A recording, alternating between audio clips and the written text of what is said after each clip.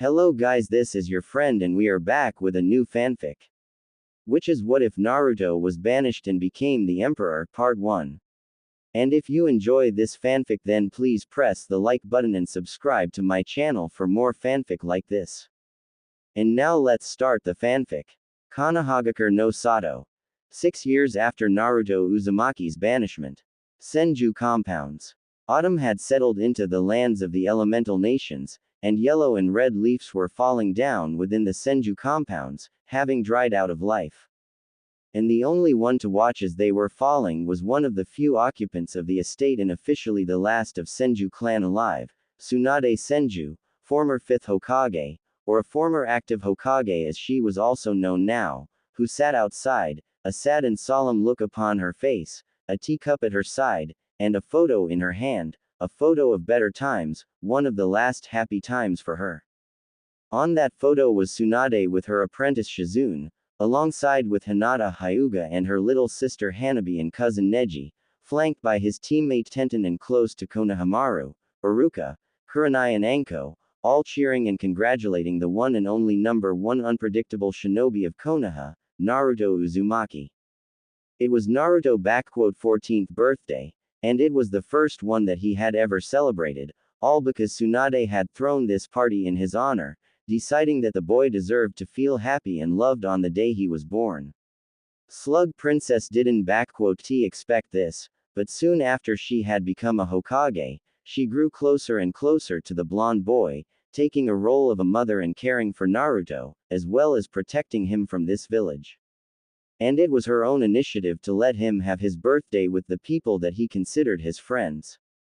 All of the genins and their senseis were invited, as well as friends of Naruto, but only very few had really shown up, with even Naruto's teammates, Sakura and Sasuke, not even paying him a visit, along with Kakashi Hatake, his sensei.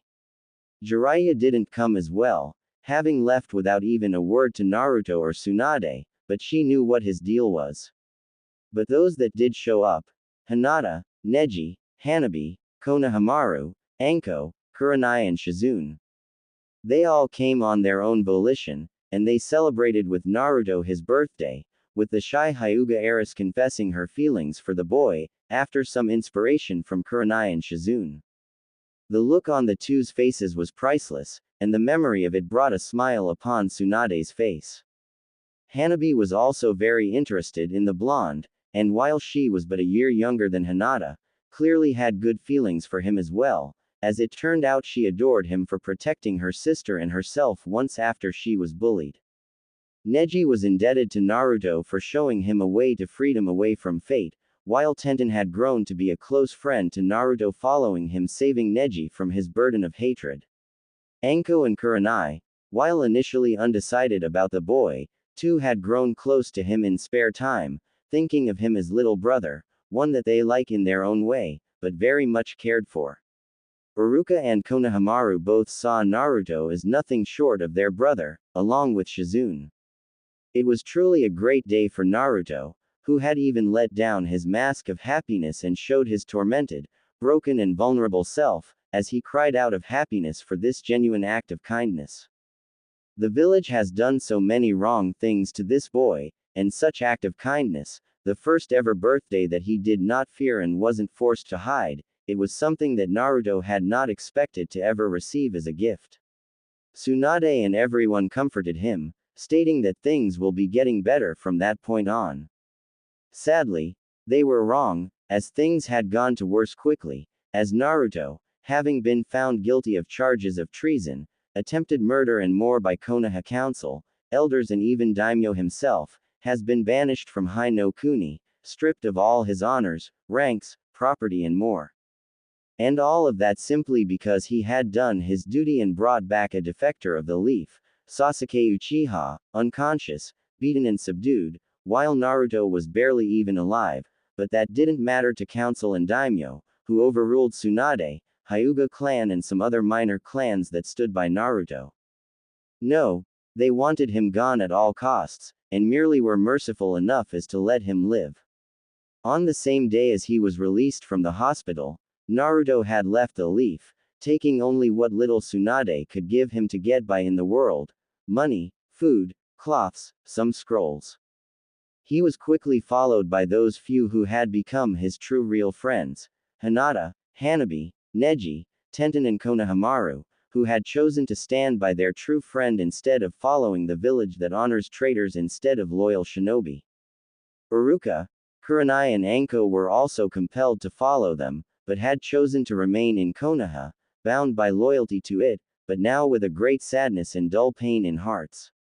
That was 6 years ago, and no word had come about them in all this time, no rumor or anything, as if they had disappeared and left a great sadness for Tsunade and those few that cherished them. And in these 6 years, many things have changed and some even returned from the shadows of the past. Fourth Hokage, Minato Namikaze, the yellow flash of the leaf, and his wife, Kushina Uzumaki, had reemerged after 14 years since their supposed death, alongside their daughter Narumi, a twin sister of Naruto and Kushina's mini-clone, and son Menma, both twins of Naruto and true holders of Kyuubi's power. Turns out, their deaths had been carefully orchestrated and the family had went on into hiding, as Minato and Kushina, along with their children holding halves of Kyuubi's power, were prime targets for the man that had unleashed Kyuubi upon Konoha in the first place, and it was clear he wasn't going to rest until he had gotten his hands upon it. Feeling threatened and in danger, Minato made a hard choice with his wife: go into hiding with their children, to train them in controlling the power of Kyuubi, but as to allied everyone that they were gone, they left Naruto in Konoha, who held the soul of Kyuubi and very little of its true power. The few that knew of this, Sarutobi Hiruzen, elders, council of Konoha, Jiraiya and some others, they swore never to reveal this, even to Tsunade. The day when they all had returned, Konoha celebrated like never before, while Tsunade was furious, livid, and completely mad with anger. Now she understood why Naruto was so poorly cared. Why did council dispose of him, holder of Kyuubi? He was merely a tool, a decoy that had played its part and was disposed of, no longer of any use to Konoha.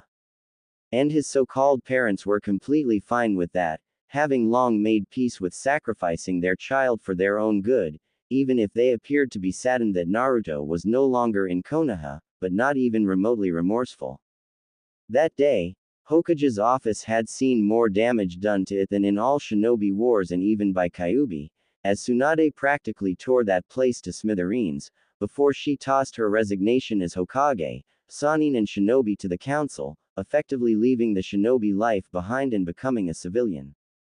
Jiraiya, Kushina and Minato tried to stop her, but their efforts were null, as Tsunade had set her mind and wouldn't budge, and Minato had accepted her resignation, along with the office of Hokage. And ever since that day, Tsunade watched from the sidelines as Konoha celebrated and praised the hero children of Namikaze and Uzumaki, along with forgetting of Naruto Uzumaki completely. Konoha's youth gradually became Chunins and Jonins, with Sasuke Uchiha being now married to Minato's daughter Narumi, who was instantly charmed by this brooding emo, along with Sakura Haruno in the attempt of restoring Clan Uchiha. Menma was soon also married to Ino Yamanaka and a granddaughter of Councillor Kaharu. Tsunade loathed how Konoha, while at its strongest, had seemingly forsaken morality, honor and dignity. Lands of Wave, Suna, Spring and others have turned their back at first from Konoha after hearing of Naruto, but after being pressured by Konoha and practically forced into the alliances, they were again with them, though now nothing more but puppet states. Inside Konoha, things seemed normal and prosperous, but such wasn't the case for everyone. Clan Hyuga, having been one of the few powerful supporters of Naruto Uzumaki, had found themselves on the receiving end of combined scorn of Konoha, for the support of sacrificial pawn and a demon. And the situation within the clan wasn't exactly a stable one either, as the clan had split in between the main house faction, under the leadership of Hyuga elders and their puppet clan heir, and Hiyashi's faction, with practically all of branch members and some of the more progressive Hyuga main branch members included. So far, there haven't been any hostilities, but Hyuga elders, seeing how Hiyashi had lost both of his daughters to demon, were now pushing him aside from his position in favor of a far more traditional Hyuga head. Unbeknownst to most was the fact of Hiyashi letting both of his daughters and nephew go free on their own accord, saving them the fate of being subjugated to caged bird curse mark for the rest of their life. While Tsunade had entered a retirement as a shinobi, Shizune had continued her work in hospital as a medic, and while she was easily the best out there, because of her status as Tsunade's apprentice, she wouldn't be given either promotions or more responsibilities, shot down in favor of more loyal shinobi. Enko Mitarashi was also stuck in her position of Tokubetsu Jonin in IT department, but also being under a constant probation since the return of Minato, same reasons as with Shizune and others. Kurenai has had enough of teaching genins and decided to step down as active jonin and joined the academy as an instructor, alongside Iruka Yumino, proving to be one of the best and only capable teachers out there, who made sure to train and teach her students what really was needed of future shinobi and not just blind loyalty to Konoha and reverence of Minato. Needless to say, she and Iruka weren't very popular these days among shinobi either. However, recently it has become clear that Kurenai had shifted her ideas about Naruto and his friends more into line of most Konoha. Akatsuki had continued to pose a serious threat for some time, but something had happened to them, as they were now gone, with the last report of their activity coming in just 7 months ago, where it was said that leader of Akatsuki was found dead. Somebody had been hunting Akatsuki down and destroying them, one by one, but by whom? Tsunade had hoped that it was Naruto doing his part in the grand scheme of the world, but there were no clear evidences. The only thing that was clear is that Akatsuki, once one of the most threatening forces in the world, was now gone, and Konoha was at its strongest with the most beloved and powerful Hokage in their history. And Tsunade was one of the few people that still clung to all that Konoha had forgotten, and loathed how ruthless, aggressive and dishonorable this place has become. Tsunade took a sip of her tea, when she heard her apprentice come out of the house and speak to her. Lady Tsunade, there is a man outside. He asks for an audience with you and insists upon it. Shizune said to Tsunade, who simply looked at her with a bored expression and spoke up. Send him off and tell him that I am not in the mood. I don't care if he is even a Hokage or whatever. Tsunade had grown quite spiteful of visits over the years, considering that most of them were those of Kushina, her children and other people that had betrayed Naruto and what True Leaf had stood for. I told him to go away, as you've asked me before, milady, but, Shizune took out of her pocket something and showed it to Tsunade. He had this with him. Shizune handed over the item to Tsunade, which immediately made her eyes go wide and mouth agape. In Tsunade's open palm laid her former necklace, one that she had gifted to Naruto for winning the bet. She knew that there was no other like it and that the only one belonged to Naruto, who had left with it the village. And now, after over 6 years, it once again was in the hands of Tsunade. Her form shook a little, as she instantly stood up and practically stormed the compounds, without even a word to Shizune. She rushed towards the entrance into the estate, desperation and hope both present in her eyes and posture. Could it be him? Could her surrogate son have returned? Or has someone found it upon his dead body and decided to give her the news? Hundreds of suggestions and questions raced through Tsunade's mind, and she stormed right towards the entrance, where she found a young man, dressed in a pseudo-Anbu black wear, with a black coat over it all. He had long black hair, straight and coming down to the beginning of his neck, with 2 bangs on other sides. Tsunade immediately froze in her place, as she recognized the man before her. Itachi, Uchiha, she muttered in shock, with the said man bowing before her. You are alive. What in the world are you doing here, in Konoha? A pleasure to see you as well, Lady Tsunade. Itachi said to her in a polite way. I understand that you have many questions, and I intend to answer them all, but it would be best if you had let inside. I had to drop my henge before you, and I do not wish to be seen, if I can help it. Tsunade stiffened up quite a bit, looking at the man that had slaughtered his own clan, but she knew the true reasons for it, so she let him in, and soon enough, with Shizune joining them, they sat in the guest room. Thank you for receiving me, Lady Tsunade, Shizune-san. I understand that you have questions as to what I am doing here and how did I come across First Hokage's necklace. Start with the latter, Itachi, and if I find out that you had a hand in Naruto's death, Tsunade was practically ready to destroy this man, but Itachi stopped her as he spoke up. You need not to worry, Lady Tsunade. The necklace came to me from its owner himself, Naruto, as he has given it to me, knowing that this will be an adequate argument for you to hear me out, as well as a good opportunity to give you this. Itachi pulled out of his pocket a scroll and gave it to Tsunade. As for how is your godson, Lady Tsunade, I would say that he's doing very well for himself, much better than he would in this part of the world, one would say. This is a letter from him, which I have been tasked by him to deliver to you. And before you ask, best if you read this letter. Tsunade and Shizune instantly went to the scroll, unsealing it and opening it, reading it together. For good 10 minutes as Tsunade and Shizune had read this letter, the more and more their amazement, relief and shock grew, as the contents of that letter had revealed to them just where their beloved blonde and his company were, what they had been up to and why he has decided to reach out them now. Tsunade was in a state of shock as she discovered where her surrogate son was and who he was now, as well as just how much he has changed. It was clear to hear that he was no longer the same little blonde, but a completely different person. The letter clearly didn't contain all the information and everything that Naruto had wanted to give to Tsunade, but even from this piece of information, it was clear that he has changed, drastically, and forever.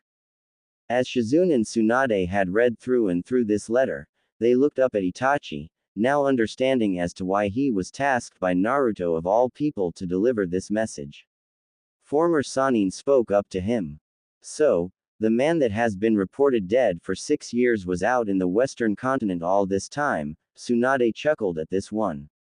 There were reports that you and your partner Kisame had met your end at the hands of Iwa's Anbu, with a dozen shinobi falling dead before you and your partner were killed. Those Anbu were present at the moment I have decided to shift my allegiances, since I needed to make it look believable. Itachi simply stated mysteriously. My time with the Akatsuki was up and I could see that any longer would only be to my detriment, and considering how Konoha has dealt with my clan and how Sasuke has turned out, I decided to follow along with your godson to the west, where he and others decided to start anew, completely. And, in my personal opinion, he has done extremely well for himself in the west, or Eriador, as it is known to them, actually. I'll say, Tsunade said in a bit of shocked voice, reeling with all the new information she and Shizune had learned. All this time, all these years, I had thought that he was somewhere out there, alive. I knew in my heart of hearts, but I didn't expect that he would end up out there in the west, the place that even Rakudo Sennin hadn't dared to venture to. They say that place is a completely different world to elemental nations, and that people there do not even hold chakra there or that monsters populate it. Many of stories are exaggerated to the point of absurdity, while many others hold only bits of truth. But a complete truth, the truth of that place is that Eriador is at least 7 times the size of this continent, and that it is populated by many, many peoples, and not just humans. That piqued the interest of Tsunade and Shizune when Itachi spoke of it. I once thought that world was still a very much unexplored place, but when I and others had gotten there, I understood just how right I truly was. Eriador is the land that is as alien and foreign from elemental nations as it was once hostile and violent. I am sure that you remember that the age of Sengoku had ended not even a century ago and how devastating it was. Yes, it had ravaged lands and countries in its wake, hundreds of clans battling each other just to see who is stronger. Tsunade had stated, and this Eriador is no different. Was, until a year ago that is. Itachi simply said to Tsunade, who nodded to him. Only the scale was much, much greater and numbers were not in hundreds, but coming close to hundreds of thousands at times, with whole nations, kingdoms, even races battling each other, for over 700 years, after the First Empire broke apart. When we first arrived there, it seemed like better would be to simply return, but Naruto, he truly is the most unpredictable man on the face of the world. Instead of fleeing, he stayed and did something that nobody had done before him. He united that land, founding what is now known as Second Numenor Empire there, with himself as its emperor and lord protector of races populating it. But, with the size of that continent and possible numbers of shinobi, how in the world could Naruto do all of it? Shizune simply couldn't understand it, with Itachi smiling a little to her. Shizune-san, did I say that there were shinobi out there? Itachi said to her, with Shizune looking shocked, along with Tsunade. In that land, the only shinobi that you could find there, are that had long fled there from our continent, or those that now serve Emperor as his secret, shadow defenders. There are no samurai either, not like ours. Things are completely and utterly different out in Eriador, and as for how Naruto has managed to do it all, he merely did what he always did best: rally the people, inspire and give them hope for better, show them that there is a better way of life. He casted aside such things as nationality, race, kingdom or nation, introducing a simple, yet powerful and mighty concept, a rally call for all, one Eriador. One Numenor, one nation for all, equal and just. I can assure, it had taken a great deal of persuasion, trials and tribulations, but with each battle fought and won, king, count, tyrant and more slain and surrendered, with each new ally, those words became the echoing soul of new empire. An empire, to which the emperor now wishes to welcome you, Lady Tsunade and Shizune-san, as well as a few others, those that have given him hope for the better tomorrow. Tsunade and Shizune looked shocked at Itachi, who merely smiled to them. He is well aware of what has been going on in this part of the world, and he offers you too, as well as Anko Mitarashi, Iruka Yumino, Hiyashi Hyuga, along with his clansmen a place within the empire, as well as completing whatever conditions you may have for the living in there. As you may understand, being the sovereign of an empire as vast as his, he is capable of quite much. Tsunade and Shizune exchanged the looks, thinking about it all for a few minutes and trying to decide whether they would be willing to venture out into this unknown or not. They both knew that here in Konoha, there wasn't much that held them here, as they were now, as well as those three outcasts in this glorious Konoha, one that had sacrificed its morals and honor for power and wealth. A place that honored traitors and cowards over heroes. Truly, the Konoha that Tsunade and Shizune once knew is dead and out there in Eriador. Maybe. Tell me, what are Naruto's overall objectives with this continent and Konoha, Itachi? Tsunade asked of him, with Itachi simply answering to her. I am not completely aware of his intentions, not in details, but from what I know, he wants to establish peaceful and trading relations with several of countries out here, along with establishing a trading company for intercontinental trade. He wishes to establish a connection between West and East, but he does not want war with either of nations, nor will he permit for anything that poses a threat to Numenor Empire to exist. Itachi stated with strength, with Tsunade raising an eyebrow at this one. Such was the fate of Akatsuki, once he had found out from me of their plans and objectives. His Imperial Majesty has tasked me and a few others to dispose of the Akatsuki before they were able to make their move. Given the fact that his spy network is most impressive, my intimate knowledge with how Akatsuki operate, their members and the level of skill and power of me and my companions, such task was relatively easy to accomplish, but crucial nonetheless. Though pain did prove to be quite the challenge, he was still defeated nonetheless. So then, the Akatsuki are really gone, huh? And the one responsible for it was my favorite little blonde. Tsunade smiled at this one. If Minato and Kushina ever find out that the sacrifice they had left here now holds so much power as to simply destroy a group of S-rank nuke nins, and what of Konoha in particular, and does he know of his parents and siblings? He is well aware of them all, not that he is too pleased with this development and how he has been sacrificed in favor of his sister and brother. By the sound of it, Itachi wasn't too thrilled with this development either. Haino Kuni he considers to be not as worthy of attention as some others, though he does intend to open a trading office in here as well, while Konoha, in his opinion, is too small of a place to give a thought to. Considering that he rules an empire that is at least 8 times the size of Haino Kuni and has to deal with threats from both north and southeast to his empire, he simply finds no time to spare a thought to a place whose size is comparable to that of a small city in his empire. However, in my personal opinion, he won't be making any alliances and friends in here, considering the reports about Konoha's recent aggressive and expansionistic tendencies. Reports about Konoha's political and militaristic subjugations of Wind, Spring, Wave and Tea are quite unsettling to say the least.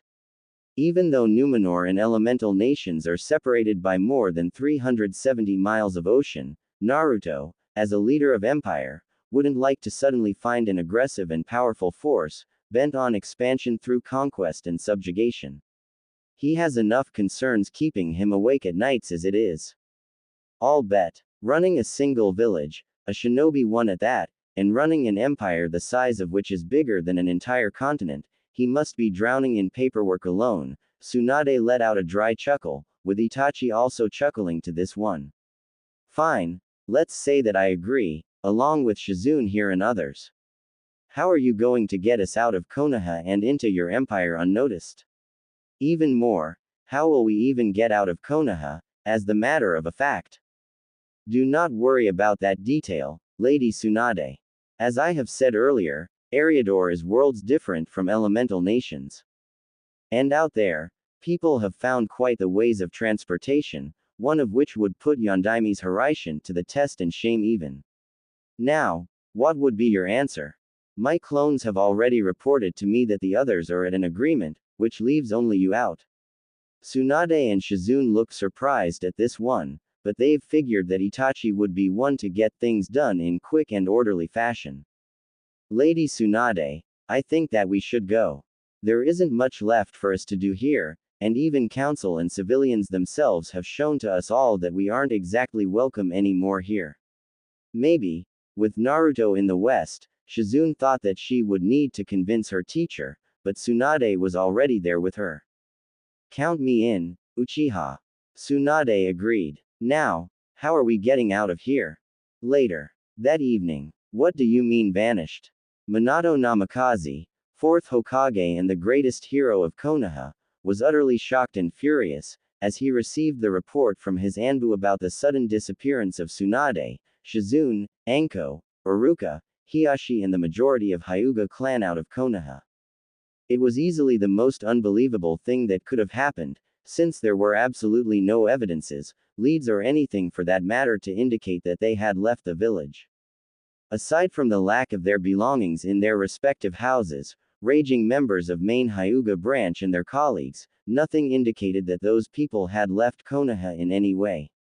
It was as if they all had just gathered in one place, according to several witnesses, and then they were gone, completely and without any trace. Minato, being an expert in Fuinjutsu and one of the only users of Hiraishin, thought that there was some form of space-time ninjutsu involved, but there were no ninjutsu that could teleport people of such quantity over any distance and not alert the barrier corp of Konoha, and here. Council is not going to like this, but still, considering that all of them have been outcasts in Konoha, for their views on state of business in Konoha and outside, maybe it was even for the best. Less of those that opposed Minato's views on Konoha and its expansion, and he didn't even have to weed out the possible political opposition. Clan Hyuga had suffered a serious blow, being now only at its 12th of power, but this was also to Minato's favor, as it would seriously limit otherwise powerful and influential clan, and even allow him to gain a much greater control over it. Although, he still couldn't think of what could have been the reason for those particular people to disappear, aside from the fact that they were outcasts and all of them were still openly talking and remembering Naruto, the son that he and Kushina had sacrificed for the benefit of Konoha and their family. Maybe it was the latter, but perhaps he was overthinking it too much, as it was clear the boy was dead and other defectors with him as well gone. He and Kushina were saddened at the fact that they couldn't ever see him ever again, but, from what they had learned from council and clan heads, he wasn't much of a sight to behold, nor was he even worthy of his name or name of his mother. Overall, his loss wasn't as significant as one would think, and it was, essentially, his destiny, designed by him and Kushina, to be sacrificed in favor of his siblings with power of Kyuubi. So, in that regard, Naruto has done his duty and was no longer needed, and with his disappearance, this meant an unneeded loose end cut. Minato drew his breath, as he thought about this whole situation again and spoke up to his Anbu. Triple the security around Konoha, alert all of our outposts and checkpoints, as well as alert all our teams out there. Send out search teams outside and check their houses again, find anything on where they could have gone out. Anbu Black Ops nodded and disappeared instantly, with Minato letting out a sigh. Well, color me impressed. Jiraiya snorted, drawing the attention of Minato. Every single person that just wouldn't let go of Naruto and be objecting to the policy of Konoha is gone. You sure you hadn't a hand in it, kid? You know as well as I do that I had nothing to do with this, sensei, but still, to be able to get out of our village like that, simply vanish in such large quantity from Senju compounds, is something that not even Hiraishin wouldn't be able to accomplish. Have you found anything there? Minato asked of him, with Jiraiya shaking his head at this one. Nope, not a single clue or anything. All I know is that before their disappearance, Hiashi received a visitor, but nobody knows who that was and there was no luck in finding him either. All that we have is that everyone who wasn't on board with you and the rest of Konoha are gone, poof and nothing. Jiraiya simply stated to Minato. And as for Akatsuki, then I can only confirm what everyone is thinking. They are gone, dead and killed by someone who had hunted them down. Some of my sources pointed out that some men and women were searching for them, but nothing too surprising here, considering that pretty much everyone hated them for one reason or another. If anything, it would seem that threats to both Narumi and Menma are gone, as well as other Jinchuriki. And it doesn't seem to be the work of any other hidden villages. I'll keep an eye out if something comes up, but other than that, I would say that Konoha is in the best position ever. Yes, it seems that way. Minato agreed. Now all that we need to do is keep the hold over other lands and get rid of Orochimaru for good. By the way, how are things with Kiri? Any progress? Not much has changed there, kid, but it does seem like rebels are going to win for sure. Jiraiya stated to Minato, who nodded to him. Perhaps, now's the best time to expand the will of fire upon the Mizu no Kuni. Maybe, thought it would be best to first consult Daimyo and inform him of this window of opportunity. Plus give him time to select a proper candidate for the position of Mizu Daimyo. Minato chuckled a little, standing up and looking out at Konoha from the window.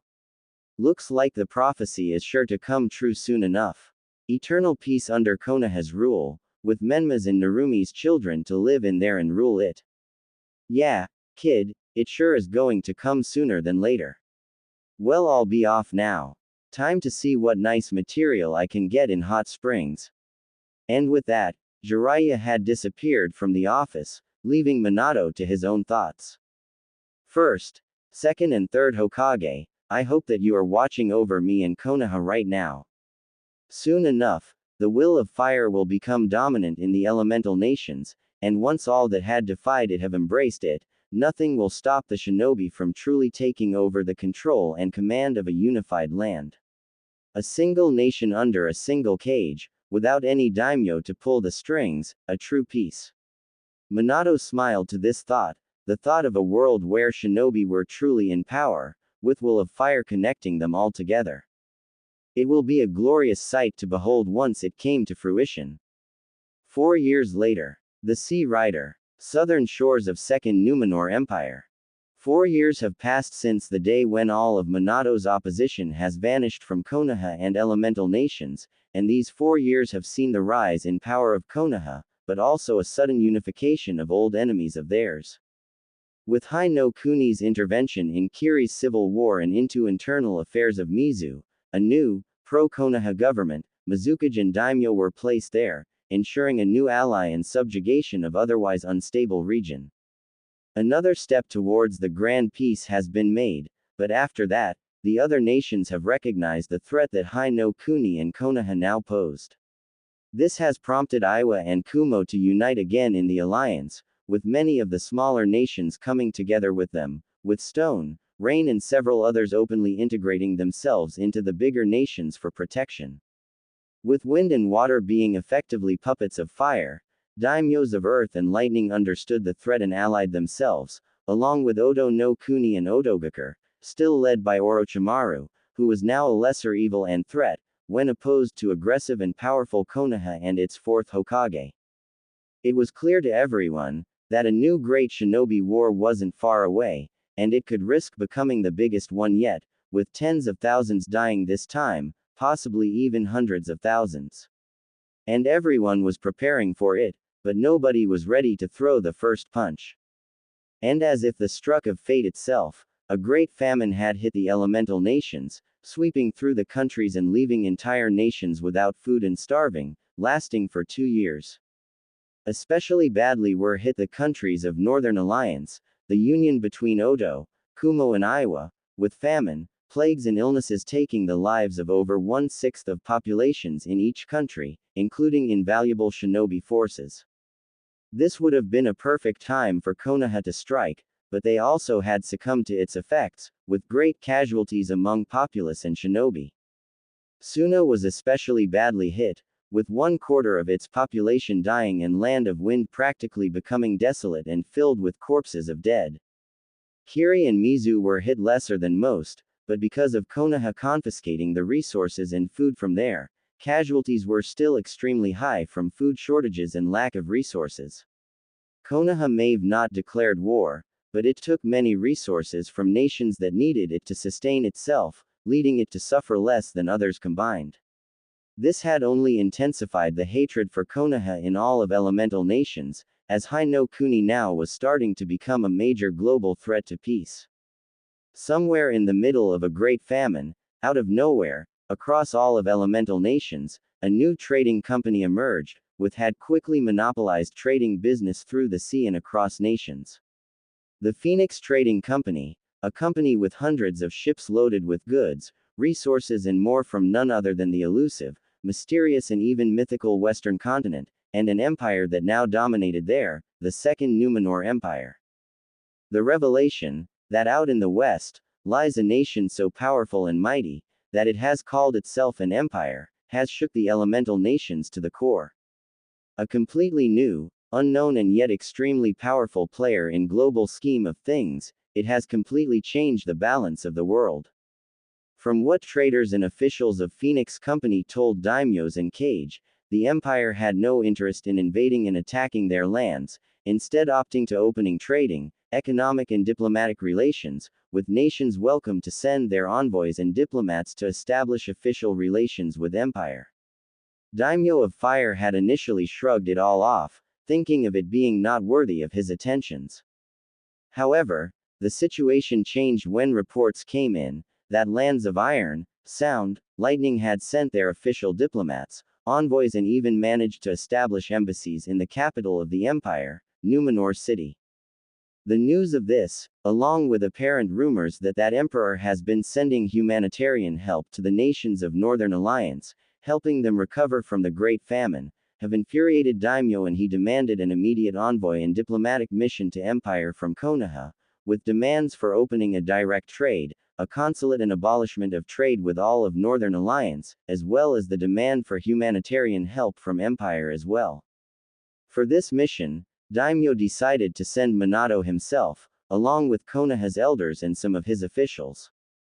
Minato, Konoha's elders, his wife, son and daughter with their spouses, along with Sasuke, Sakura, Jiraiya, Asuma Sarutobi and Kurenai Uehi, Kakashi Hatake, Might Guy, Shikamaru Nara, Kiba Inuzuka, Rock Lee, and Daimyo's officials, accompanied by a squad of Anbu Black Ops, were now on board of Sea Rider, heading towards the Numenor city and were due to arrive within a week, having departed almost 2 weeks ago already. As Minato and Kushina stood on the deck, they looked out towards the shore, noticing how amidst the green fields, forests and more, was a completely black, desolate and empty place. And out there in the middle, ruins of what seemed to be a small city or big fortress stood still, black and smoking. A distinct smell of fire, ashes, blood and death was sensed even here, unnerving the couple, when the captain came up and spoke to them. "Ah, you sense it too." Captain, a tall and strong black-haired man with a short beard, came close to the edge and looked out to the destroyed keep.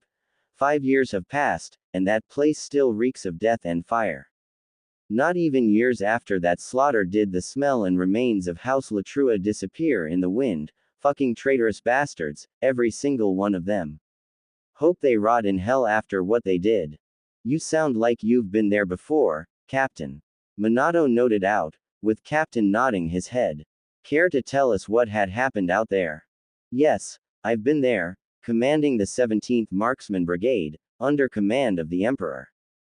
My brigade has fought at his side throughout all of battles and the entirety of the Great War, from first battle at Pinewood Ridge to the Battle of Sirens Keep, which you see out there, and what remains of it.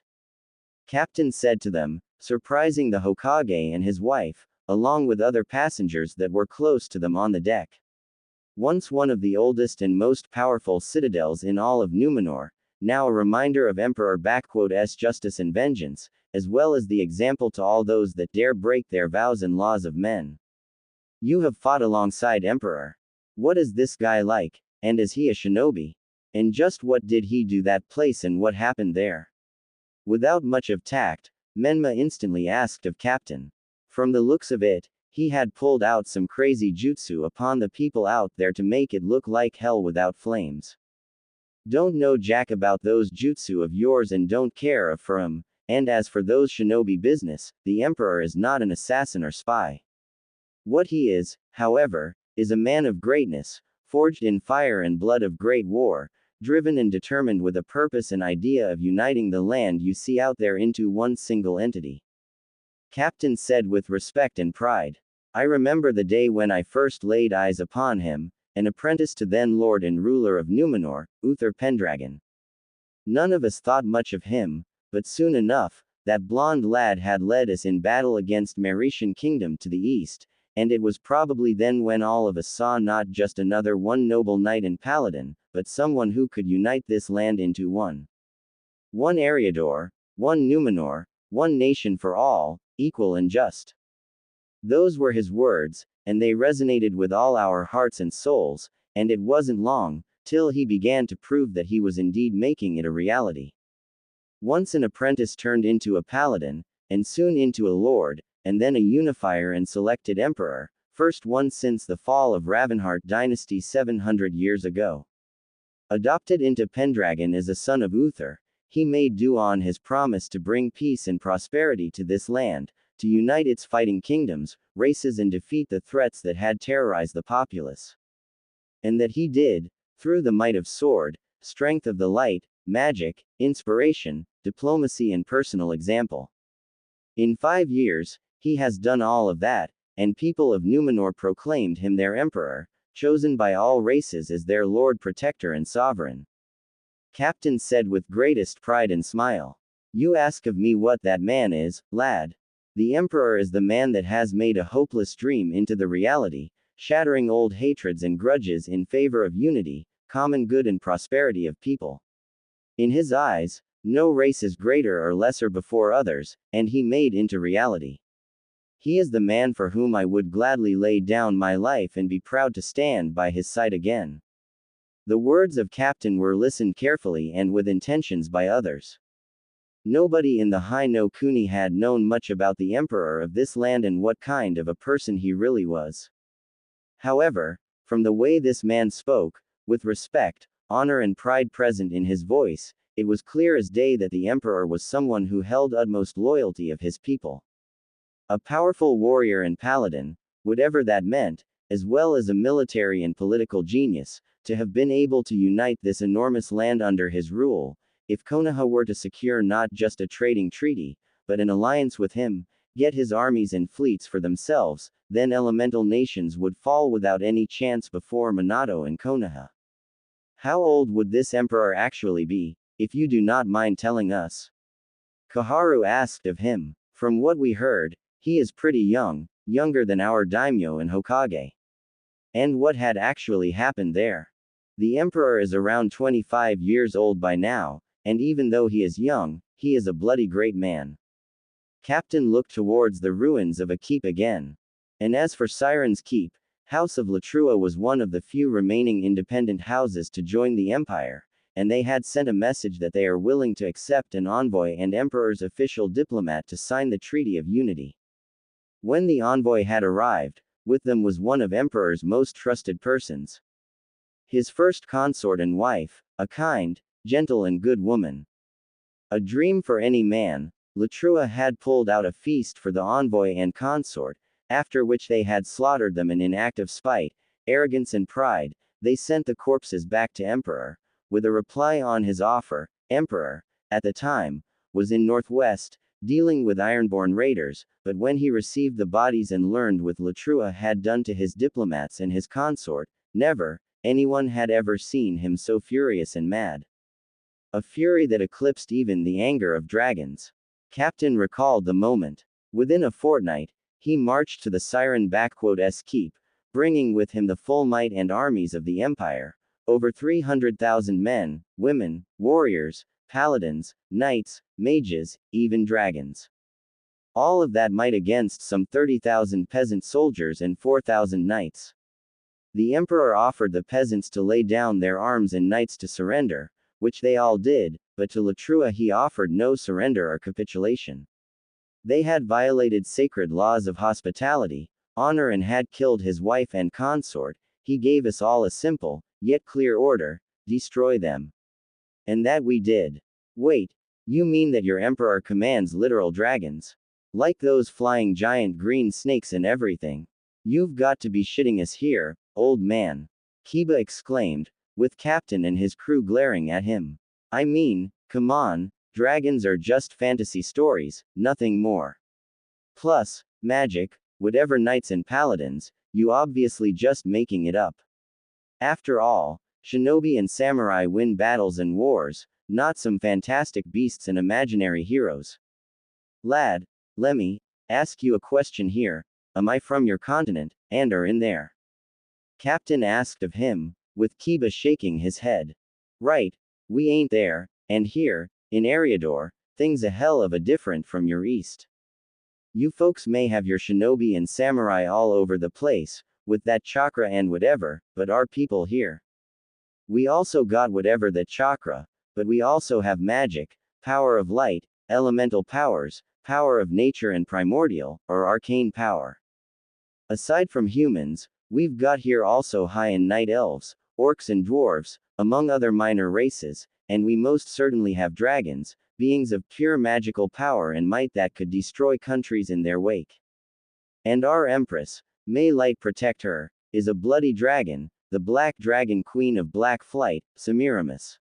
And before you ask, dragons can turn into beings of other races to blend in, and she, along with her black flight, is one of the reasons why our emperor has united this land, as she has joined him in his quest, as this was her own desire to see the land united too.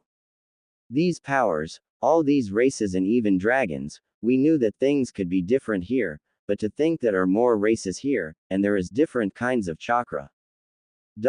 Quote. Minato's mind raced at what he had just heard.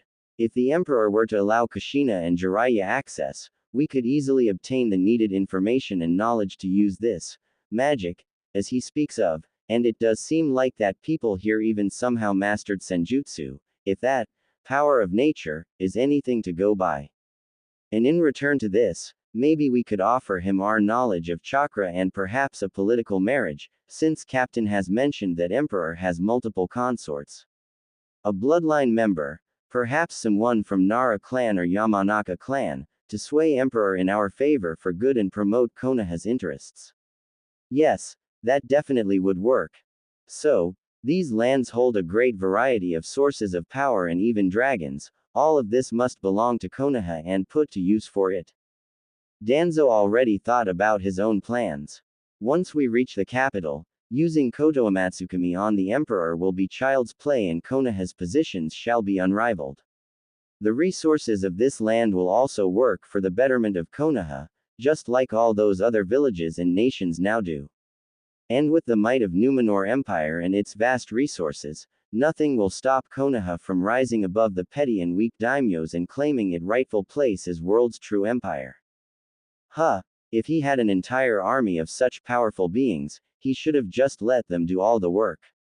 Had it been me, an Uchiha, I would have had united this land in no time, with such an army, worthy of true elite. Sasuke arrogantly stated, with Captain looking incredulous at him. If those dragons are as powerful as you say, then by using them, this emperor of yours should have long burned away those that dared opposing him. I certainly would have. You, an Uchiha? Captain asked of him, with Sasuke arrogantly nodding to him. There are Uchihas in the east as well. I thought they had long killed each other, considering what some of my Uchiha friends had told me about M. Wait, you mean that there are Uchihas here in the west? Minato asked, with Danzo and Sasuke picking this up. You must be joking. The only Uchiha that there is alive is Sasuke Uchiha, my son-in-law. Well, maybe he's the one alive out in the east, but here in Eriador, Clan Uchiha is one of the 3 all-out shinobi clans. They had arrived here some 200 years, being outcasts that broke away from those warmongers, and settled on this continent. They don't rule much of land, but they have a small city of Kyotai on the coast north of Numenor and a couple of villages under their rule. Captain stated, with Sasuke listening to it with clear interest. Nice folks those Uchihas, friendly and not irksome and prideful like this eastern variant of them, but damn if they aren't some of the bloody fiercest and strongest warriors I had seen in my life. A single Uchiha is worth a squad of good cavaliers, but an Uchiha with their Sharingan on, and a true Mangekyo as they call their strongest, no wonder that they had managed to hold of 4 bordering them kingdoms, until Emperor and Semiramis had convinced them to join in. Now, they are amongst the most loyal of Emperor's warriors and backbone of his Shadow Guard, and one of M is even a member of Imperial Royal Guard, 12 best of the best warriors in all of land and Emperor's personal bodyguards. An Uchiha clan out here, and ruling over a city and villages, they must be those forsaken traitors that had been exiled in Sengoku period. Sasuke recalled with arrogance. No matter. Those weaklings are no true Uchiha elite like I am, but even so, they may be useful. They must be reminded who is their true leader and whom they must serve. Sasuke already was picturing himself a loyal and obedient army of Sharingan users, with him in the lead, as he spoke up. Those Uchihas you speak of are but a filth and dirt, when compared to the true elite like me, man. They had been exiled so that they may not weaken my clan with their fickleness and misery. Uchihas out here in the west, and possibly with eternal Mangekyo Sharingan in great numbers, such power must belong in Konoha, not some backwater empire like that. Perhaps it is time for the stray dogs to return home. Danzo thought to himself, already making plans on using these new Uchihas for himself. You know, lad, I've seen M in battle, and I can tell that even one without a Sharingan, tear you a new one, and their head, Makoto Uchiha, is amongst the most powerful men in Eriador, known as Wraith of Numenor. Even Emperor himself hasn't been able to defeat him in a duel, and that man has defeated some of the strongest creatures and people I know of. Captain said with disdain to Sasuke, who only seemed to be getting more arrogant by the minute. And as for that keep, that was the only time Emperor had unleashed dragons in open battle, since before they only were protecting borders of their own nesting places in Numenor, but here, Semiramis herself led the attack and she along with 10 more dragons had burned to the ground that keep, with the entire house of nobles in there. After it was over, Emperor ordered to burn the land that belonged to those people, salted and drain the wells, rivers and lakes out there as well, with all the forest being cut down. This was as how he dealt with traitors and those that dared to betray his trust. Captain turned to the stunned public. The Emperor may wish and do only best for Numenor and all its people and races, but that doesn't mean he is weak or indecisive. betray his trust, hurt those that he cares for, or threaten the people of his land, and nothing will stop him from making those that dared to do it pay with their lives. Keep that in mind, Konoha people, since he has long heard of you and knows what and who you are to him. From the way this guy speaks, sounds to me like those dragons are pretty much like Biju, but only far more numerous and intelligent, and their strongest is the Empress. If they were capable of leveling that place uninhabitable in number just 11 dragons, and there are possibly more of them, then it is obvious that angering Emperor is the last thing to do. Shikamaru has made conclusions in his mind about it all. Still, a separate Uchiha clan out here, with their own lands and serving to Emperor, Sasuke will no doubt try to show off his authority to them, and Hokage might even try convincing them to return to Konoha, but I highly doubt that they'll want to go back to elemental nations at this point. After all, here they have like a small country of their own, and there, man, even though this is troublesome, come to think of it, the noble clans of Konoha aren't even half as revered and politically powerful as the noble clans in capital, makes you wonder of a few things. Uchiha clan of the West, and possibly with members holding Mangekyo Sharingan, I recall reading of exiles from Uchiha clan that disappeared, but now it seems they've been doing quite well for themselves here. With the Sasuke now the only Uchiha in Konoha, convincing even a portion of these Uchihas of West to come home to Konoha could prove to be another turning point in Konoha's path to victory. Minato was already seeing an opportunity of having more Uchihas in Konoha, fighting for the will of fire. You've said that Uchihas were one of the shinobi clans out there, what are the other two? Council Homura asked of Captain. Oh, the other two. Well, the second one is Uzumaki clan, who are situated on Isle of Kai, northwest of here and close to Kyotai. Kushina widened her eyes at this one, as did others. And the other one had arrived here just some 4 years or so, the Hyuga clan, situated in Numenor City directly. Those Uzumaki fellas are pretty hot-headed, but also real tough and sturdy, plus loyal to a fault, being out from the east, having fled it after they were betrayed by their allies and having settled close to Uchihas, and nowadays those two clans are pretty much inseparable. My dear wife Rinko is actually one of them and she works in Ministry of Trade and Exchange. They were actually among the first to join the Emperor and his cause, apparently recognizing him as one of their own or something. That's impossible. My clan, the Uzumaki clan, it was destroyed during the war. I saw how the island of Whirlpool burned from the ship I stood on. Kushina shouted out at Captain, who shrugs it off. Rinko did tell me that lots of her clan mates died during the attack on her original home, but about half of clan made it out here and settled in close to Uchihas. Captain simply states to Kushina and others. You can ask the head of Uzumaki clan and a wife to Makoto Uchiha, Kaoru Uzumaki about it all. She is also in Numenor, representing it there. Kushina stiffened up when she heard that name. Kaoru, my little sister. Kushina was in shock at hearing this name.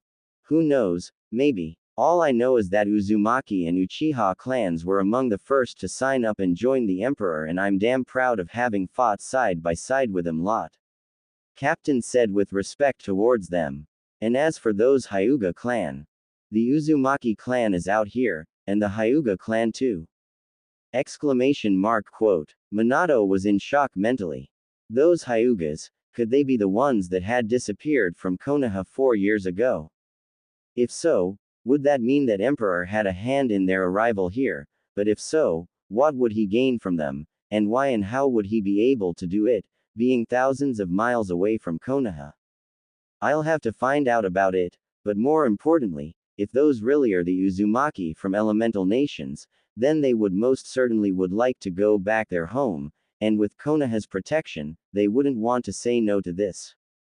Plus, they weren't here as long as Uchihas, so not much of roots have taken place here, and there ought to be those that remember Kushina as the heiress to clan, and she could effectively take control. And if we are lucky, the Uchihas will follow, since they are so close to each other as it seems. Emperor wouldn't have much saying in the internal matters of clan, so there is that. This is going to be a very fruitful embassy. The Hyuga clan is a clan of Konoha, and those must be the deserters and traitors that fled it years ago. Koharu spat at the mention of them. The emperor will need to give those traitors back to Konoha, so that we may punish them, or else I might just throw you lot out in the ocean for sharks and nagas to feed upon. Captain was deadly serious, as he and his crewmates were all loyal to their sovereign, surprising Konoha delegates. The Emperor T bound to you, Konoha people, and as sure as hell ain't obligated to do anything, and if I hear even a word of threat towards I am and his family, you can bet you will be out of my ship in no time.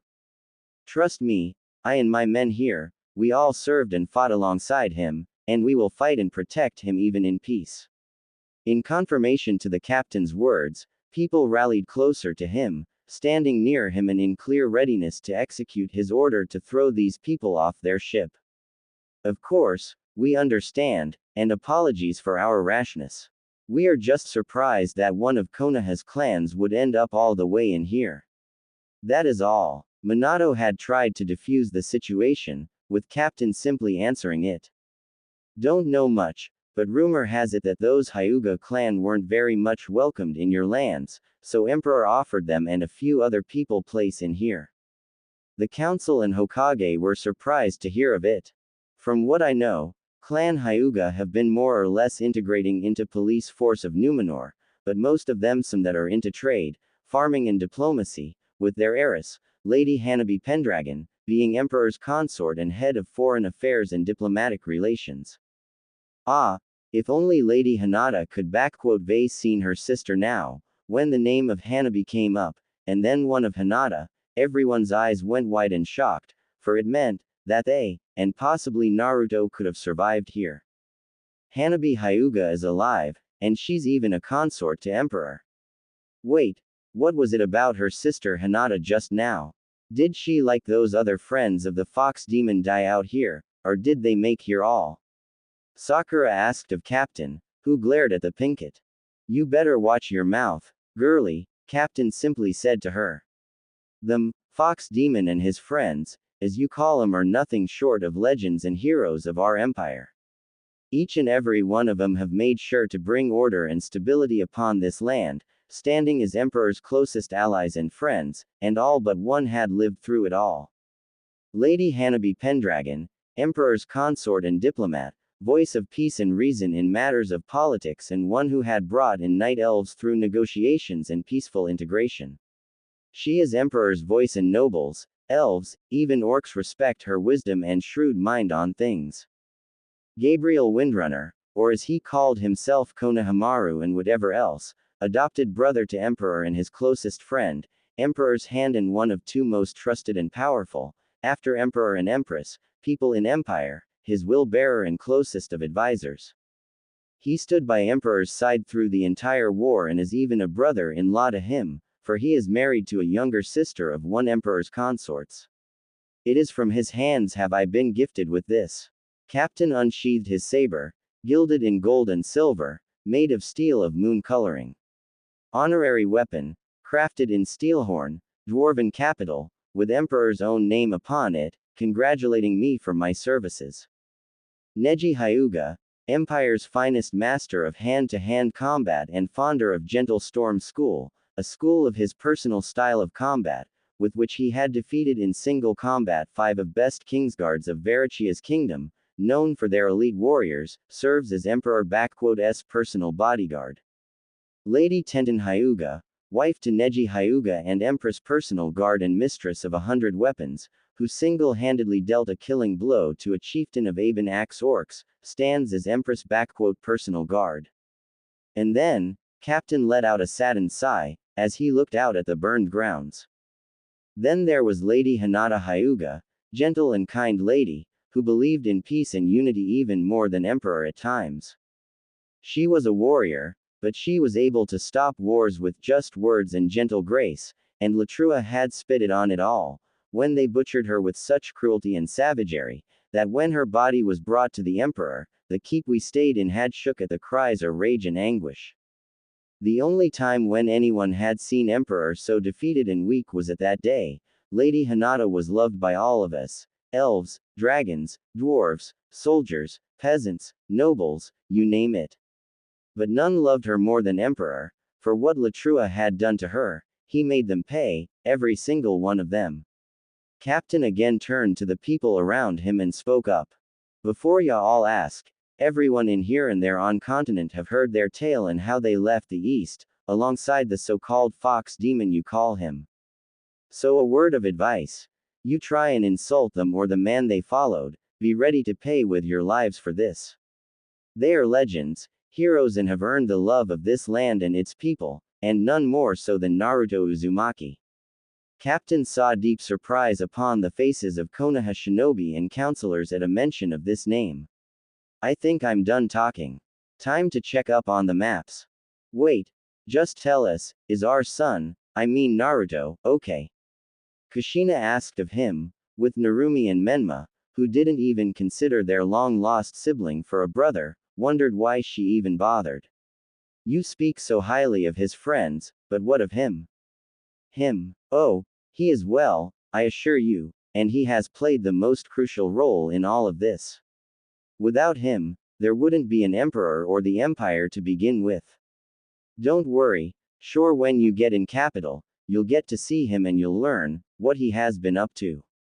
Captain simply stated in a mysterious manner, returning to his quarters, while everyone had their own thoughts about it all. Naruto is still alive, and it appears like he is Emperor's most trusted man, alongside Hiruzen's grandson, or however he calls himself. He may've left the shinobi world, but like Sensei likes to say, you can't take a shinobi out of a man. Minato simply thought as he was calculating what he would do. With Naruto and his friends so close to seats of power, it would be easy for them to convince the Emperor and Empress of what needs to be done for the good of Konoha. All I need to do is show Naruto that his family is ready accept him, so I'll need to talk to him. He may be a little mad, but he is sure to listen and understand what is best for his family, him and everyone. And if he is close to Uzumaki and Uchihas there, then all the more reason for him to get back to Konoha. My son, even though your services for Konoha were no longer in need, you still can bring what is best for Konoha out of this situation. Perhaps there was more to you than I originally thought, beyond of your initial destiny. Naruto, Kaoru, my clan, my family is still alive and is out here, in the west. Kushina thought to herself. All this time they were here, on foreign land and away from their true home. Don't worry, my son, sister, once I'm there, I'll beat that emperor to a pulp, but I will get you and our clan back home, Databane. So the Dobi is still alive and is close to that weakling of an emperor. Figures that losers will stick together. But all this talk about Uchihas here in the west and the empress. She must be very powerful for a dragon, and to command my clan into battle. Perhaps if I show her the true power of an elite Uchiha, she'll see that her weak husband is worthless and I'll have myself not just a powerful matriarch of Uchiha clan, but a full empire to rule, and not be a husband to these two bitches, Sasuke thought to himself evilly. So, Naruto is actually an empire, and seems to have been contributing a lot to its creation. Looks like the lessons he has learned from me did get him far, though it is a shame that he had abandoned, apparently, shinobi way.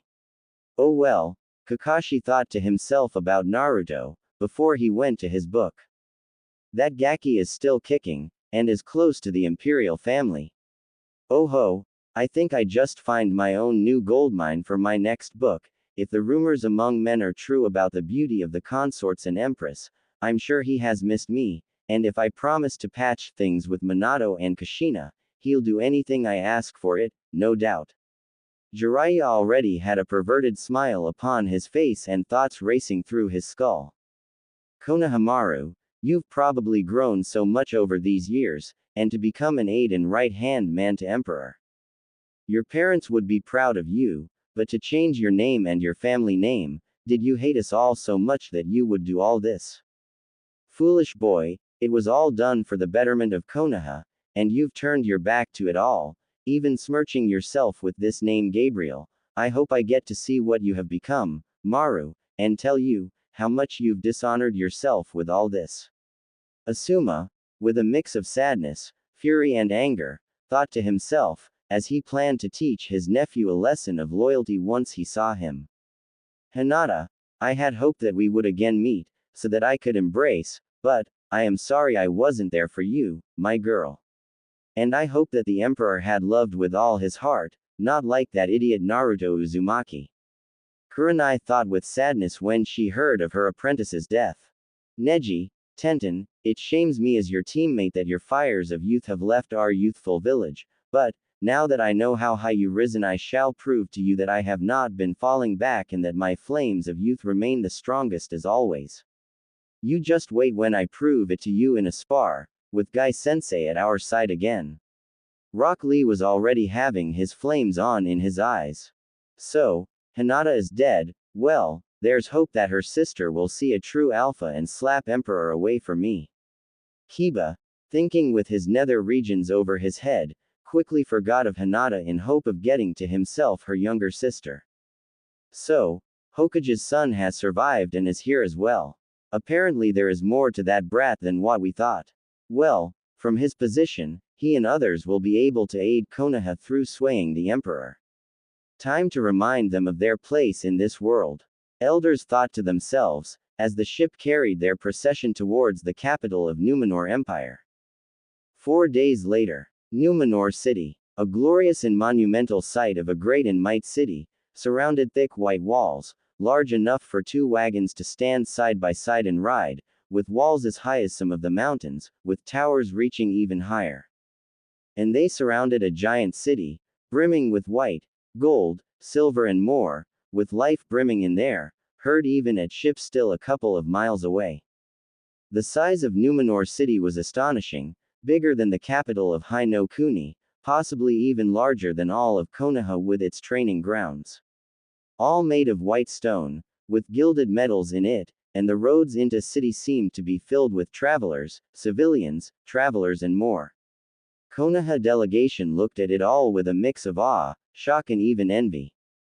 As the ship began to close onto harbor, Konoha delegation looked at 2 cliffs, walled up, and at the 2 fortresses, flanking the entrance in the harbor of the city.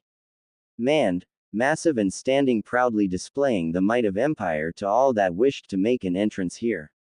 The distance between the 2 was probably less than half a kilometer in sea, but they still seemed very close and overlooked the seemingly tiny ship as it passed into the harbor. The Twin Lions Fortresses. Captain called the fortresses to Konoha's delegation. The on the left is the North Lion Fortress, and on the right is the South Lion Fortress. Imposing, ain't they? Each has a garrison of a brigade worth of men, and is armed with 80 cannons on each, all loaded, primed and waiting for whatever poor sod decides to escape or force his entrance into the harbor. About 40 of those dwarven killing machines are looking at us right now. Why would someone build such massive structures, if there are no catapults? And what are those cannons you speak of? Kushina asked of Captain, who looked at her, as if he was told the stupidest thing ever. What? Are they some kind of better catapults or something better than those archaic things? Well, they ain't catapults, but something really better and more powerful. I just need to remind myself that you are just the tourists here, that's all. Captain looked up at the North Lion Fortress, seeing a special signal over the battlements for him and his men. Okay. Hard to starboard, boys. Greg, lead us to first Royal Pierce. Captain gave out orders. Looks like Emperor has decided to honor you, Konoha. Of course he would. He is to meet the most powerful and prestigious people in his life. Kaharu stated in a prideful manner, with Captain simply shaking his head at this one, as the ship was reaching the end of their destination. The first Royal Pierce resided the nearest to the Imperial Palace, a massive structure, a third citadel on the city, walled, with towers and a great massive castle standing proudly. The palace seemed as massive and imposing as it looked grandiose and great, being large enough to seemingly house all of Konoha inside with more than enough place for some additional guests.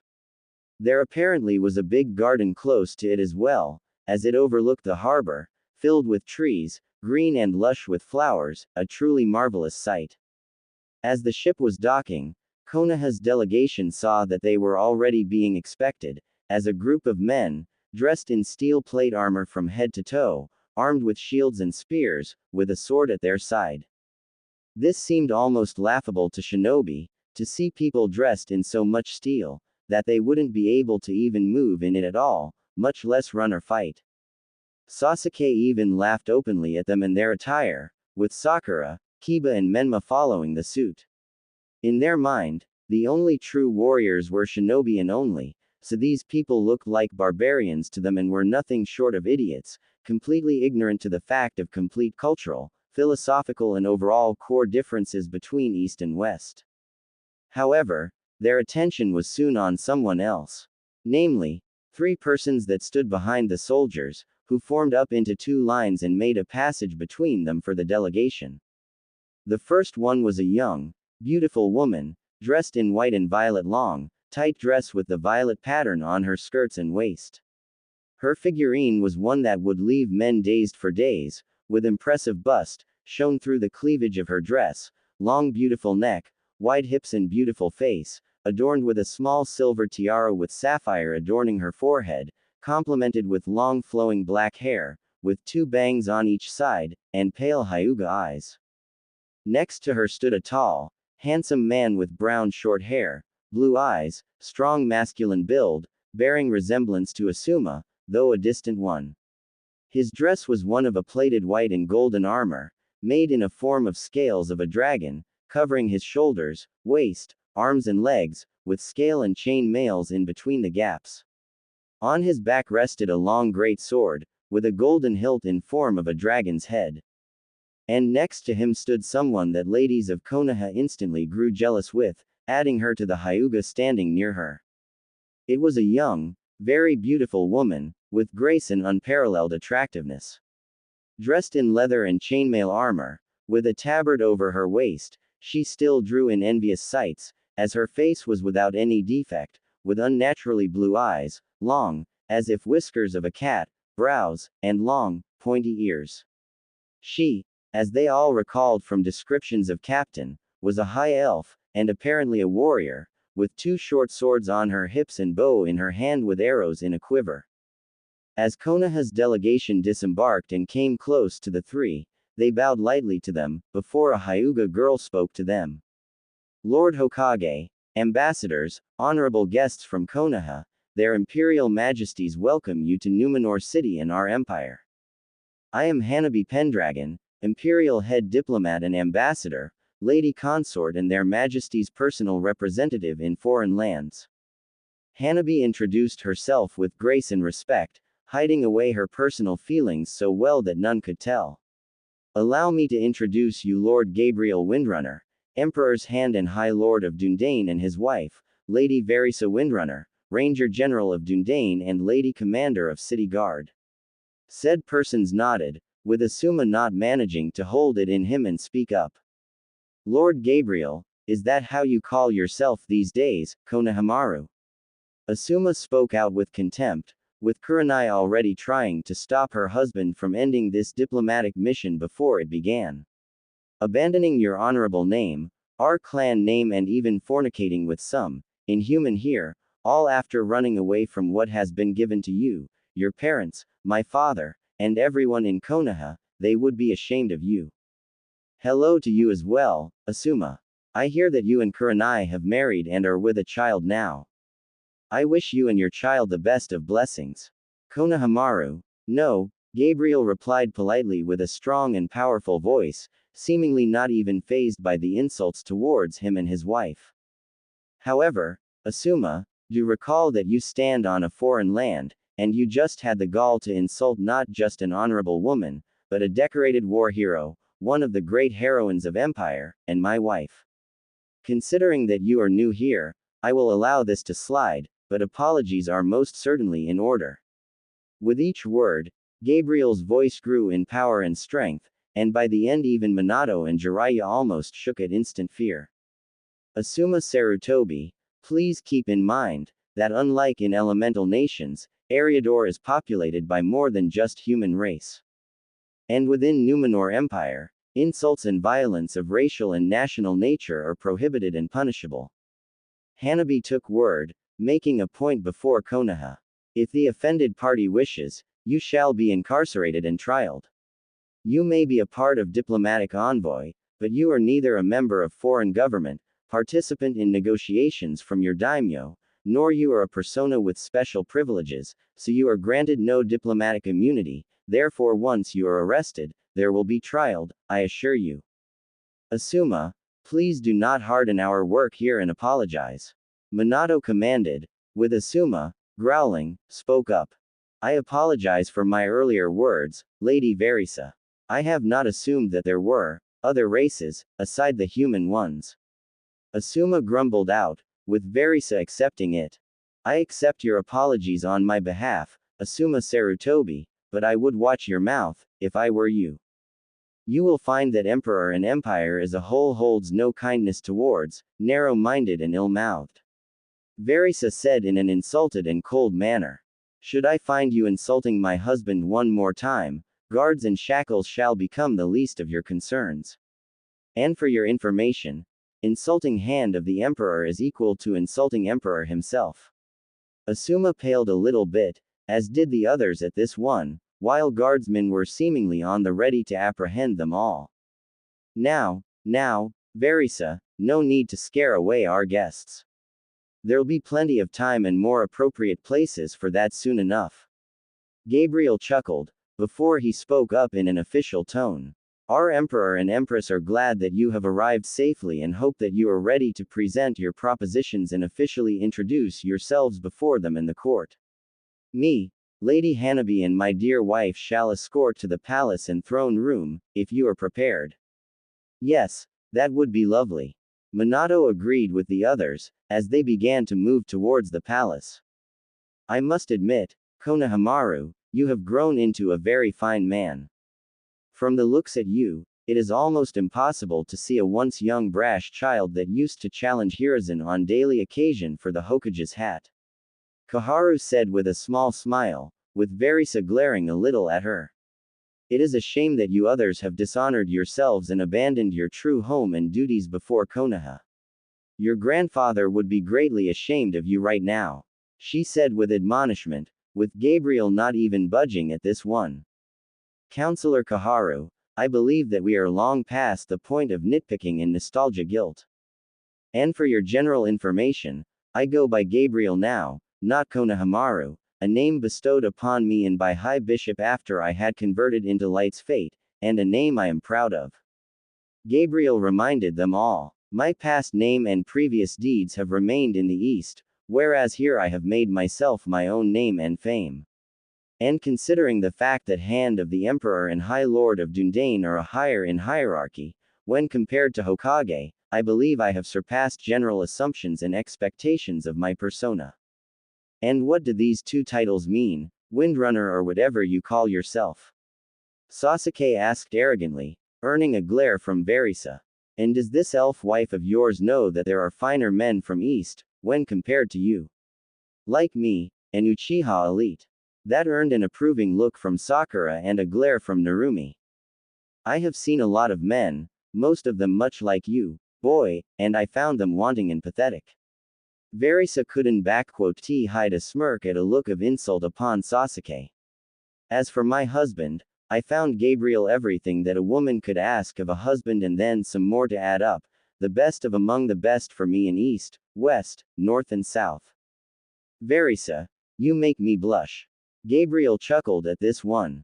And as for the titles, High Lord is a noble title of a sovereign that controls a geographically and historically formed land, a small kingdom if you may. Dundane in one such kingdom, one of oldest and larger ones, bordering High Elves, kingdom. Your best counterpart to it will be a daimyo of a minor country, like a daimyo of Waver T. And as for Hand of the Emperor, it is a second to Emperor*'s title, his closest advisor, minister and so forth. You could compare to a title of Shogun of Daimyo, only with administrative, political, economic and military spheres of business included in. So, as you can see, in terms of status, Sasuke, I currently appear to be standing quite a bit higher than you and your Lord Hokage. Lady Hanabi here also is in a similar position as I am, though her holdings and title differ from mine. Hey, Hanabi, so I've heard about your big sis's death. A real shame, if you ask me, she was a rare beauty. Kiba decided to try his chance with Hanabi now, completely forgetting of tact and etiquette. Listen, why don't you show me and others around later on? I could tell you of the adventures of me and Hinata, plus we could. Kiba Inuzuka, in case you have forgotten, or simply did not take notice of, I am a married lady of noble position, tasked with many responsibilities and duties of great importance and urgency to the empire and crown. I have neither time, nor desire to forsake my vows to my husband and pursue any relations, romantic or friendly, with a person such as yourself. Hanabi said in a strong, diplomatic, yet completely harsh and powerful tone. If you wish to explore the city, I am sure you and others will be able to find a guide. And as for my sister and her death, address her name in my presence without respect next time, and you will find yourself in not so comfortable position and place, alongside your dog. Oh, come on Hana-chan, I was just trying to be friends with you and Kiba, shut your mouth already. It is enough you have the gall to speak so incorrectly to a lady, but also to be informal and so unofficial with her is an insult to her and you, so better keep quiet. Kurenai shut her former student, with Kiba mumbling something about playing hard to get.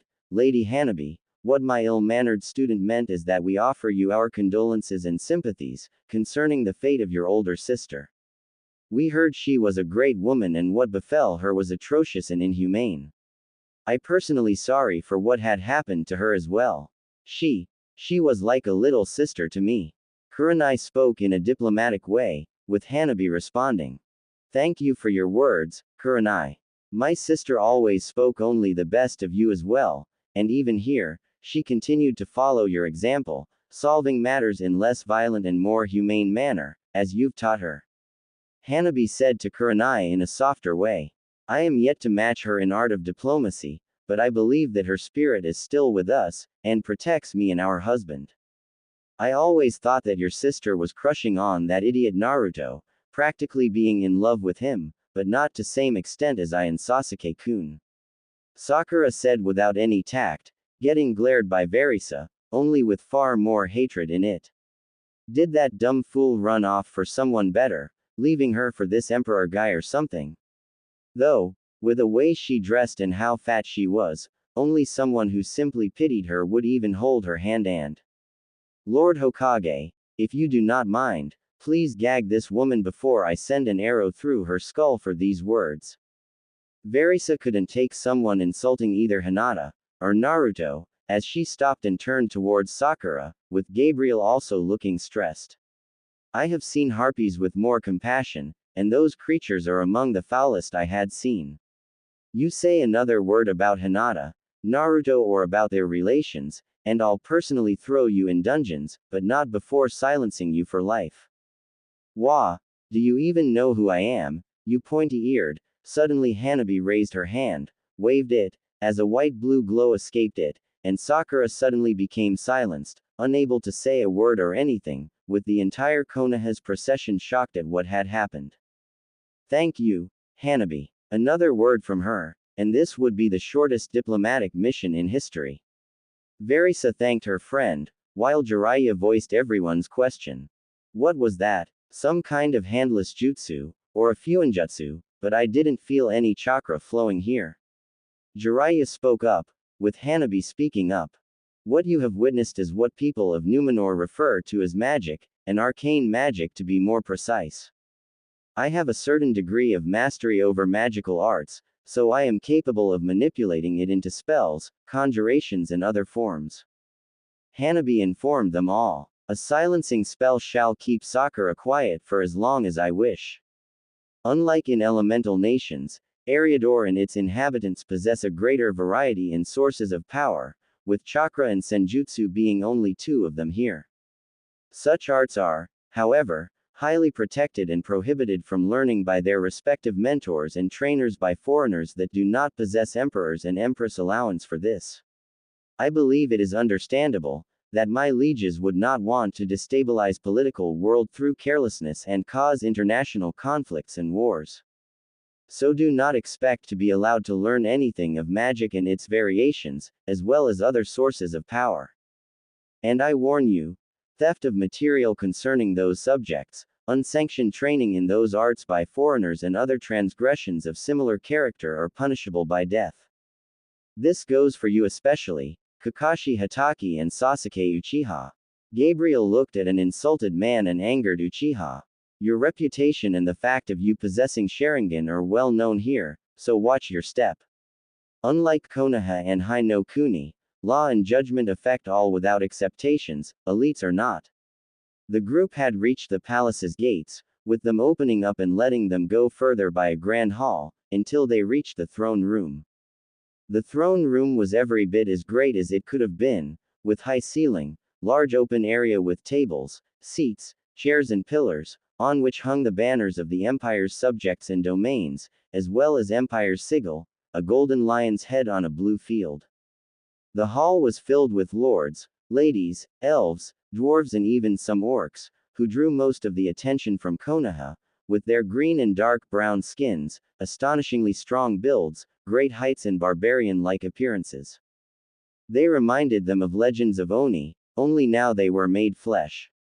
Not locking eyes on them for too long, Konoha proceeded ahead towards the two thrones, one white and made in fashion of lions and the other black and made in fashion of dragons, elevated by 10 steps above the floor level, with the black one being already occupied. In it sat a young, very beautiful black-haired woman, with long hair, with golden eyes, pointy ears much like Verisa.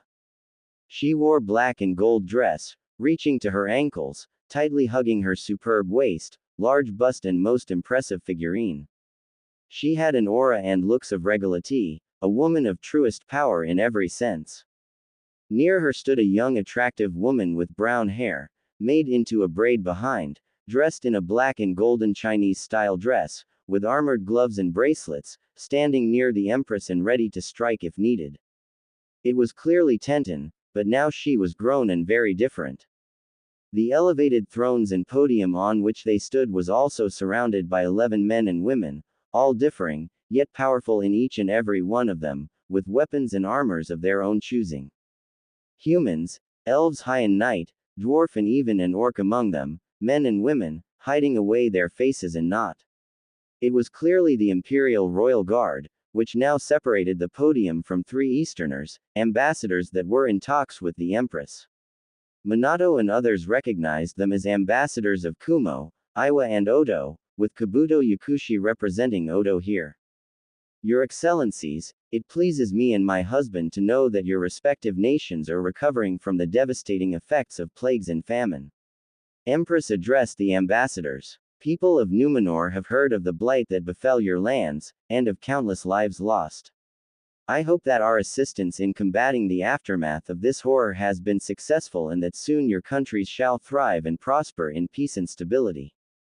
Your Imperial Majesty, no words can express how much Kumo and Iwa appreciate the kindness and help you and Emperor have given us.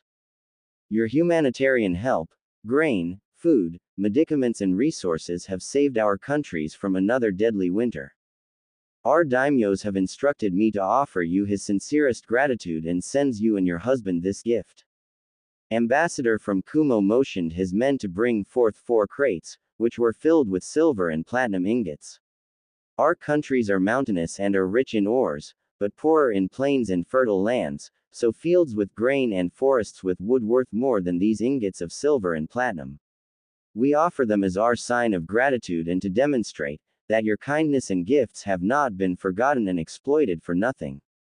We thank you for such generous gift and accept it. Empress smiled to them, as her servants took the crates away. My husband and I share a vision, that in peace, we must extend our hand to help out those that have found themselves in despair and show them that no hope is lost. Great and kind words, Your Imperial Majesty. It is a shame that your example is not followed by some other, more aggressive and insensitive countries. Kabuto and other ambassadors already knew that Konoha's delegation was present. My Lord Daimyo and Lord Orochimaru send their gratitude for the help that Numenor has provided in combating famine and plagues. They hope that our gift has reached you safely and without any harm. It has, Ambassador Yakushi, and we thank you for such gift.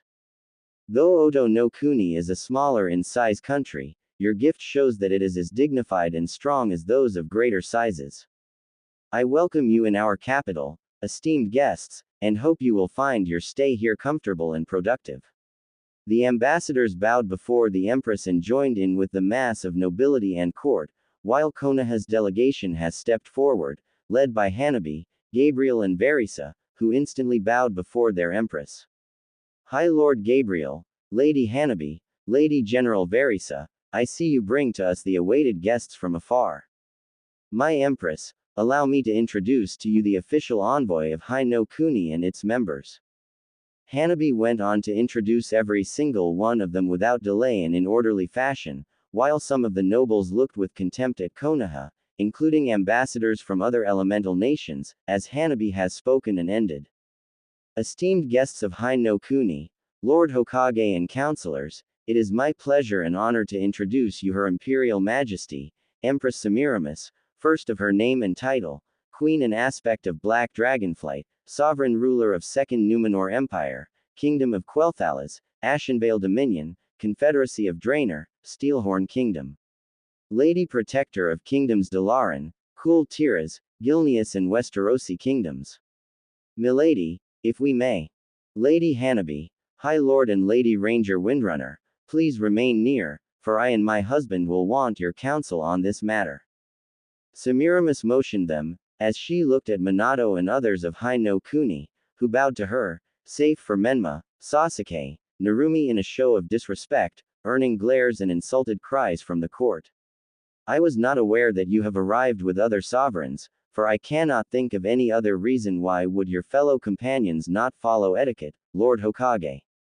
Menma, Sasuke, Narumi, bow before her, now. Minato ordered them, and they reluctantly did so before he spoke in an official and diplomatic way.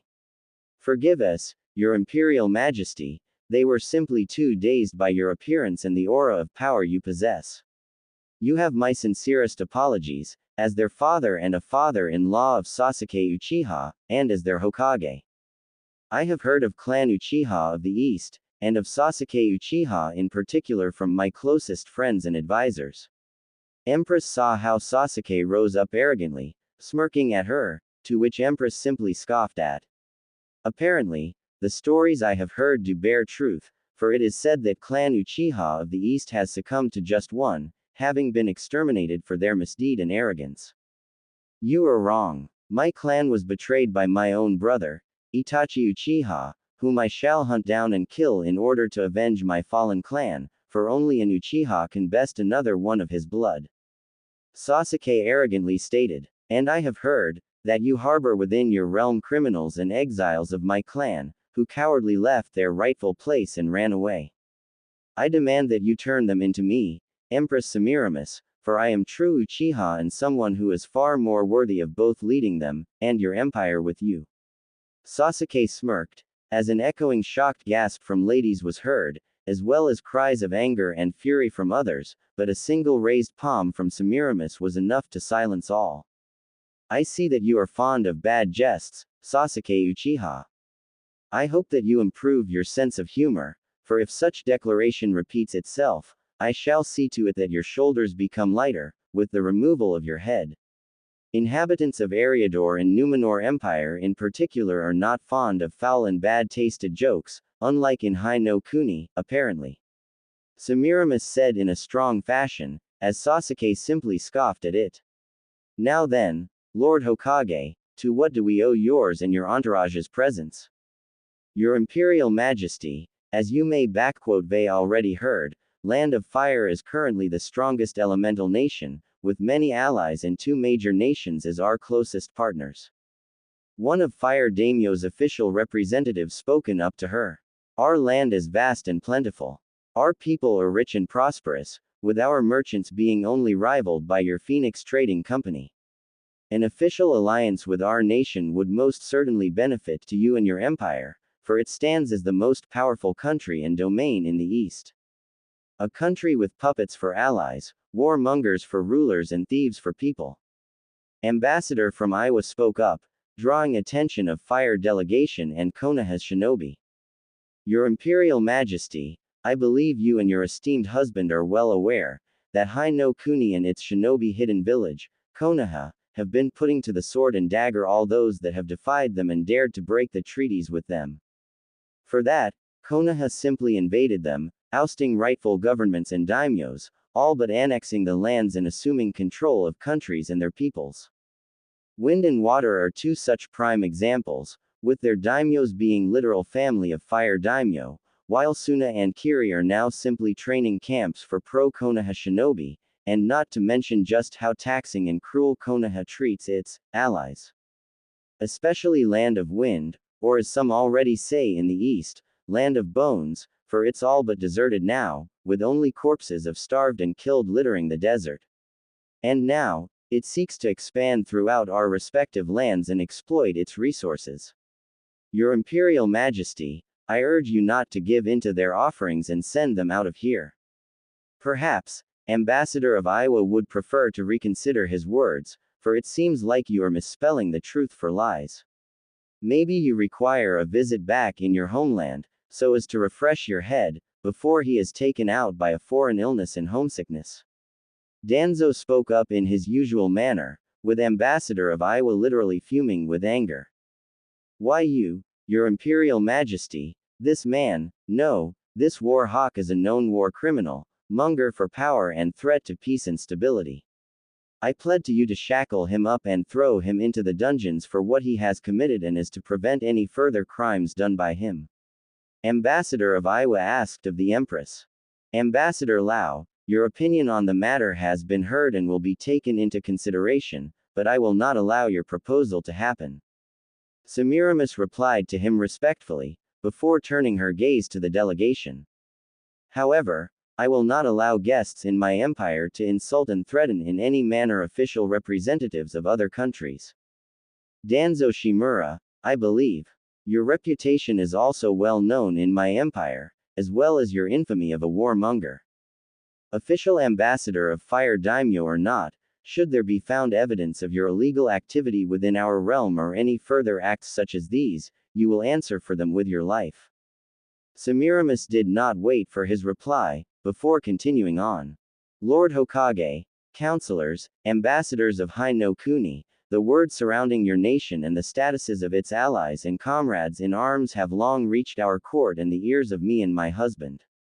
And we are most distressed and concerned with the actions of your shinobi village in particular, with one matter especially being a cause of great worry. I believe you remember the matter concerning one known as Naruto Uzumaki, Lord Hokage, as well as how it was handled. Your Imperial Majesty, I can see how some of the actions of my village have distressed you, but allow me to assure you that, Minato had tried to talk his way out of this one, but then suddenly the doors of the throne room opened up, with the announcer speaking up. Announcing, His Imperial Majesty. All of court and royal guards had bowed their heads in respect and honor, as the heavy footsteps stepped through the throne hall. Konoha's delegation decided to test their luck and looked towards the emperor, and instantly froze in place, as cold shock came upon them like a hammer. Through the room stepped a tall, handsome young man, dressed in blue-plated armor with chain mail in between the parts, gilded with gold, with lions as his shoulder plates, a strange two-bladed sword, with one blade being shorter than the other and both held by a glowing golden start built in just out of guard, and a queer handle resting on his hip. The man was tall, masculine and strong-looking, with long golden hair made into a ponytail behind, sky-blue eyes, and a handsome strong face, one that looked like a mirror image of Minato Namikaze, only stronger, more regal and powerful. He exuded an aura of might, dignity, power and absolute obedience and respect for his authority. As he walked past the delegation, he spared a little glance at them all, letting smallest of satisfied smirks appear on his face. Minato and Kushina looked in absolute shock at the man, while Kakashi and Jiraiya refused to believe what they saw, along with many others. Sasuke, Kiba, Sakura, Narumi and Menma were seething with anger, jealousy and envy, as they could not comprehend and believe that this man, this loser, in their eyes, was now the most powerful man in the world. Counselors were shaking in fear and anger at this man, including Danzo, while the rest Konoha's shinobi and daimyo ambassadors chose to be silent and shocked to the core. Gabriel gave only a short bow to him, with Hanabi following the suit, as Emperor's personal bodyguard Neji Hyuga took his post near his liege, who kissed the hand of his wife. "Milady, I hope the court has not tired you while I was away." The Emperor spoke to her softly and caringly, with Semiramis responding in kind. "Not at all, my love, but it warms my heart and soul for you to stand by me." Semiramis smiled to him, as the two to their respective seats. "As you can see, we have the most awaited of guests attending, my love." "Indeed, milady. I personally have been waiting a long time to meet them, face to face." Emperor smiled a little, as he turned to Hanabi. "Hanabi, if you may do the honors." "With pleasure, Your Imperial Majesty." Hanabi didn't hide his smile at this one, as she turned to the delegation and announced her husband and liege. "Esteemed guests from Hai no Kuni, it is my pleasure and honor to introduce to you His Imperial Majesty, Emperor Naruto Pendragon, first of his name and title. Sovereign ruler of Second Numenor Empire, Kingdom of Quell-Thalas, Ashenvale Dominion, Confederacy of Draenor and Steelhorn Kingdom. Lord Protector of Kingdoms of Kul Tiras, Gilneas, Dalaran and Westerosi Kingdoms.